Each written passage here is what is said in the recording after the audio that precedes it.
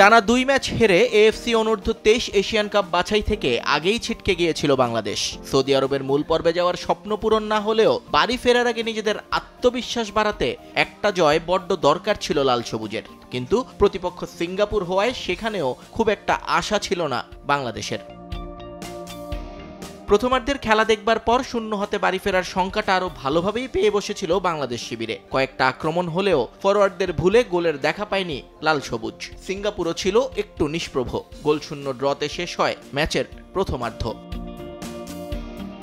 বিরতির পর আক্রমণ ভাগের শক্তি বাড়ায় বাংলাদেশ। কৌশলেও পরিবর্তন আনেন হাসান আল মামুন, কিন্তু গোল যেন সোনার হরিণ দু দলের কাছেই। অবশেষে 70 মিনিটে ডেডলক ভাঙে বাংলাদেশ। 25 গজ দূর থেকে দারুণ এক শটে সিঙ্গাপুর গোলরক্ষককে বোকা বানান ফাহমেদুল। আনন্দে ফেটে পড়ে লাল সবুজ শিবির। সেই রেশ কাটতে না কাটতেই আবারও এগিয়ে যায় টিটু বাহিনী। এবার স্কোরশিটে নাম লেখান আলামিন। জোড়া গোল খেয়ে হতাশ সিঙ্গাপুর আর ফিরতে পারেনি ম্যাচে। উল্টো 8 মিনিট পর দুর্দান্ত এক কাউন্টার অ্যাটাকে দলকে তৃতীয়বারের মতো এগিয়ে দেন মহসিন আহমেদ। আর 82 মিনিটে সিঙ্গাপুরের কফিনে শেষ পেরেকটা ঠুকে দেন বাংলাদেশ অনূর্ধ্ব 23 দলের অধিনায়ক শেখ মোরসালিন। পরে যোগ করা সময়ে এক গোল করে পরাজয়ের ব্যবধান কমায় সিঙ্গাপুর। 4-1-এর বিশাল জয় পায় বাংলাদেশ। আসর থেকে ছিটকে গেলেও বড় জয়ে হারানো আত্মবিশ্বাস অনেকটাই ফেরত পাওয়া গেছে বলে মনে করে team management.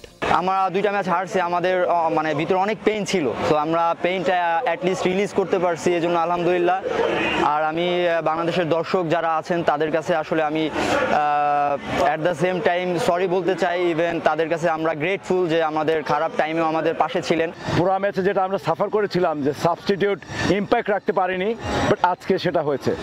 So it's a different team, progression clear. এবং আমি আবারও আলহামদুলিল্লাহ আল্লাহর কাছে শুকরিয়া যে আশা করি যে এখান থেকে আমরা ন্যাশনাল প্লেয়ারদের খুঁজে পাবো। 2026 সালের জানুয়ারিতে সৌদি আরবে অনুষ্ঠিত হবে বয়সভিত্তিক এই এশিয়ান কাপের মূল পর্ব। নিয়ন মোহাইমিন, সময় সংবাদ।